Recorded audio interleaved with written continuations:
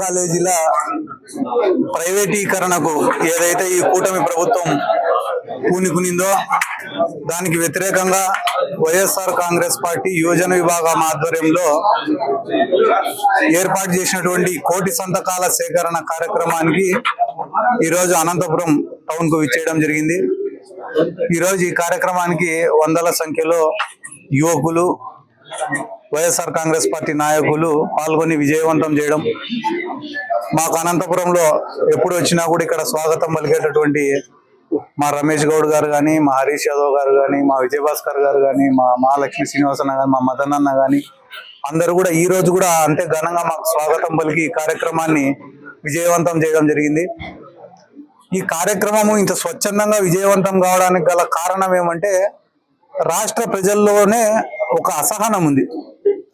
ప్రభుత్వం యొక్క ఆస్తిని ప్రైవేటు వాళ్లకు దానం చేయడం ఏంటిది, ప్రైవేట్ రంగాలను ప్రోత్సహిస్తూ ప్రభుత్వాన్ని నిర్వీర్యం చేయడం ఏంటి, అంటే డబ్బులుండే వాళ్ళకైనా ఈ ప్రభుత్వాలు ఉండేది పేదవాళ్ళ కోసం కాదా అని ఒక అసహనం అనేది ఈరోజు రాష్ట్ర ప్రజల్లో వచ్చింది. కాబట్టి దాంట్లో భాగంగానే ఈరోజు మేము ఏ కార్యక్రమం పెట్టినా కూడా ప్రజల నుంచి ఇంత గొప్ప స్పందన వస్తుందంటే దానికి కారణం ప్రభుత్వం చేస్తున్నటువంటి పనులను రాష్ట్ర ప్రజలు హర్షించడం లేదు కాబట్టి ఇంత స్పందన రావడానికి గల ముఖ్యమైన కారణం. నిన్న మీరు గాన బాగా గమనిస్తే జగన్మోహన్ రెడ్డి గారు కృష్ణా జిల్లాకు పోయినారు. అక్కడ మొన్న వచ్చినటువంటి తుఫాను కారణంగా జరిగినటువంటి పంట నష్టానికి రైతులను పరామర్శించడానికి, అక్కడ ఉన్న పంటలను సందర్శించడానికి జగన్మోహన్ రెడ్డి గారు కృష్ణా జిల్లాకు పోతే దాదాపుగా షెడ్యూల్ కన్నా 6 గంటలు 7 గంటలు ఆలస్యంగా ఆ ప్రోగ్రాం నడిచింది. ఎందుకు ప్రజల్లో అంత స్పందన వస్తుంది జగన్మోహన్ రెడ్డి గారికి అంటే దానికి రెండే కారణాలు. ఒకటి, కూటమి పైన ఉన్నటువంటి వ్యతిరేకత. రెండోది, గత 5 సంవత్సరాలుగా జగన్మోహన్ రెడ్డి గారి పైన ఈ కూటమి ప్రభుత్వం ఏదైతే విష ప్రచారం చేసిందో అవన్నీ కూడా అబద్ధాలని చెప్పి ఈ రోజు రాష్ట్ర ప్రజలకు అర్థమవుతున్నాయి. కాబట్టి జగన్మోహన్ రెడ్డి గారి పైన ఒక సింపతి వచ్చి ఈరోజు ప్రజల్లో అంత సానుభూతి వస్తుందని కూడా ఈ సందర్భంగా నేను తెలియజేసుకుంటాం. మీరు ఎంత చెప్పినా, నేనెంత చెప్పినా ప్రజల్లో తిరుగుబాటు వచ్చినా కూడా ఈ కూటమి ప్రభుత్వం వాళ్ళ యొక్క వైఖరిని మార్చుకునే పరిస్థితి అయితే నాకు కనపడలే. వాళ్ళు ఏ ఉద్దేశంలో ఉన్నారంటే 4 సంవత్సరాల 364 రోజులు దొరికిన కాడికి దోసుకొని ఊడ్చుకొని ఆర్థికంగా బాగా ఎదిగి చివరి రోజు వరకు వైఎస్ఆర్ కాంగ్రెస్ పార్టీ నాయకులను, కార్యకర్తలను ఇబ్బంది పెట్టి ఆ తర్వాత దిగిపోయి వెళ్ళిపోదాం అన్నారు ఇంకా రాష్ట్రం విడిచిపెట్టుకొని. ఆ తర్వాత 5 ఏళ్ళు బాగా సుఖంగా సంతోషంగా సంపాదించిన డబ్బుతో తిరుగులాడదాము, మళ్ళా ఎప్పుడైనా ఏదైనా గాలి వచ్చినా ఇంకొకటి వచ్చినా గెలుస్తాము, మనకు ప్రజలతో ఏం పని లేదు, ఫస్ట్ది సంపాదించుకోవాలా, రెండోది దోచుకునేది ఏడో చోటికి పోయి దాచుకోవాలనే ఉద్దేశంలో ఉన్నారు తప్పనిచ్చి ప్రజలకు మేలు చేయాలనే ఉద్దేశంలో ఈ కూటమి ప్రభుత్వం అయితే లేదు. దానికి గల ముఖ్యమైన ఎవిడెన్స్ కారణం ఏమిరా అంటే, వాళ్ళని ఏదన్నా ఎవరైనా ప్రజలు వచ్చి క్వశ్చన్ చేసి మహిళలకు 18 ఏళ్ళు దాటిన మహిళలకు ఎందుకయ్యా పథకాలు ఇవ్వడంలే, నిరుద్యోగులకు ఎందుకయ్యా ఫీజు రియంబర్స్మెంట్ ఇవ్వడంలే అని అడిగితే వెంటనే వైఎస్ఆర్ కాంగ్రెస్ పార్టీ వాళ్ళపైన కేసులు పెట్టాల. ఎంత ఘోరం రా అంటే 5 ఏళ్ళు వైసీపీ పైన లిక్కర్ స్కామ్ అని చెప్పి బురద చల్లినారు. లైసెన్స్డ్ డిస్టిలరీల ద్వారా మద్యాన్ని ప్రజలకు చేరిస్తే ఏమో అక్రమ మద్యం అన్నారు. ఈ రోజు టీడీపీ గవర్నమెంట్ లో ఇళ్లలో ఎవరి సొంత ఇళ్లలో వాడు డిస్టిలరీలు పెట్టుకొని మందు తయారు చేసి ప్రతి జిల్లాకు Reebok showroom, Nike showroom, Puma షోరూమ్లు ఉంటాయి. అట్లా ప్రతి నియోజకవర్గానికి ఒక డిస్టిలరీని ఫ్రాంచైజీ డిస్ట్రిబ్యూటర్లను పెట్టి అమ్ముతున్నారు. మా జగన్ సార్ కులం చూడం, మతం చూడం, ప్రాంతం చూడం, పార్టీ చూడం, అందరికీ పథకాలు ఇస్తామంటే పాపం చంద్రబాబు కూడా అదే ఫాలో అవుతాడు. కులం చూడడంలే, మతం చూడడంలే, ప్రాంతం చూడడంలే, పార్టీ చూడడంలే, ఎవడైనా బెల్ట్ షాప్ పెట్టుకోవచ్చు, సాయంత్రం అయితే లెక్కియచ్చు ఇళ్ళకి, అంతే తప్పనిచ్చి ఈ రాష్ట్రంలో జరిగేది ఏం లేదు. పాపం నిన్న మొన్న బీసీ నాయకుడైనటువంటి జోగి రమేష్ గారిని అరెస్ట్ చేసినారు. ఇండియా పాకిస్తాన్ కొట్టుకొని భూటాన్ పైన బాంబులు వేసినట్ట ఆ మద్యం అమ్మే టీడీపీ వాడు, డబ్బులు వచ్చేది టీడీపీ వానికి, డిస్టిలరీ ఉండేది టీడీపీ వాని ఇంట్లో. ఒక్కసారి ఎవడైతే కానీ దొరికిన వాళ్ళది కాల్ డేటా, లాస్ట్ 8 నెలలకు సంబంధించిన కాల్ డేటా తీస్తే కడప జిల్లాకు, ప్రకాశం జిల్లాకు లేదా రాయలసీమకు సంబంధించిన ఒక 2 ఎమ్మెల్సీలు, తెలుగుదేశం పార్టీ ఎమ్మెల్సీలే దీంట్లో కీలక పాత్ర అనేది బయటపడుతుంది.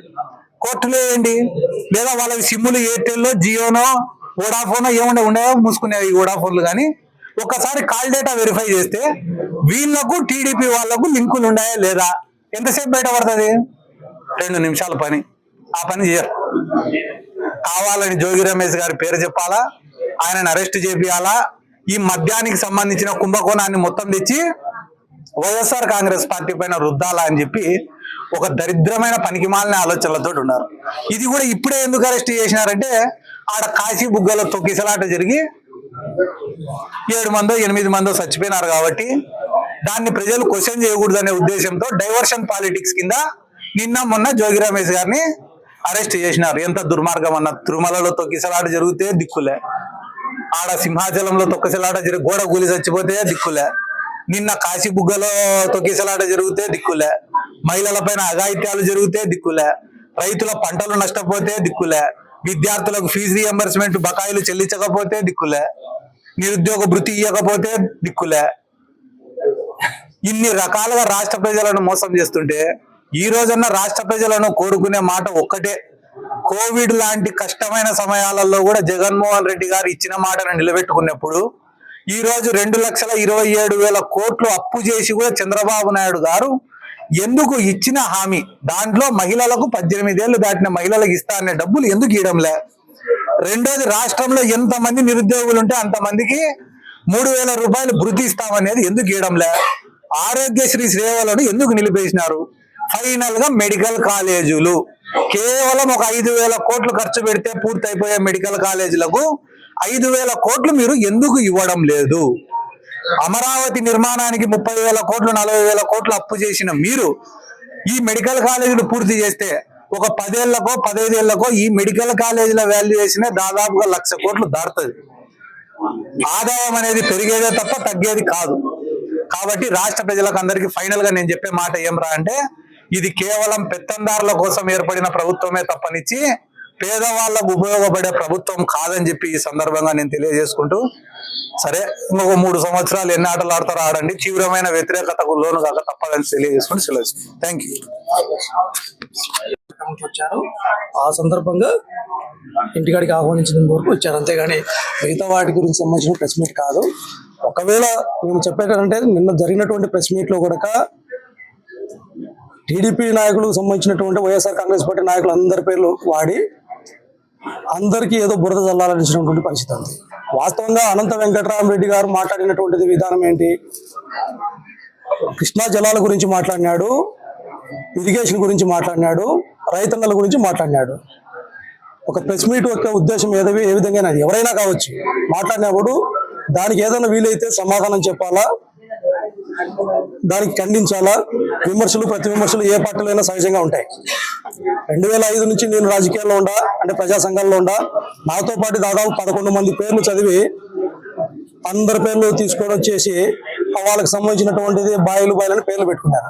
విలువలతో కూడుకున్నటువంటి రాజకీయాలు చేయాలి అనేసి విలువలు లేకోకుండా ఏదో మాట్లాడిన వాళ్ళకి సమాధానం చెప్పాల్సినటువంటి అవసరం కూడా మాకైతే లేదు.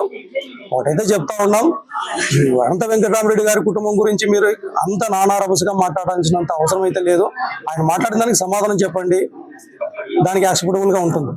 అంతేగాని అదంతా లేకోకుండా ఏదో మీరు మాట్లాడాలి, డైవర్షన్ పాలిటిక్స్ లో భాగంగా తీసుకుని పోవాలా, రైతన్నలకు జరుగుతున్నటువంటి సమస్యలను పక్కదావ పట్టించాలనేసి మీరు ఏదో మాట్లాడినంత మాత్రాన అవి ఎవరికి ఏమీ అంటుకోదు.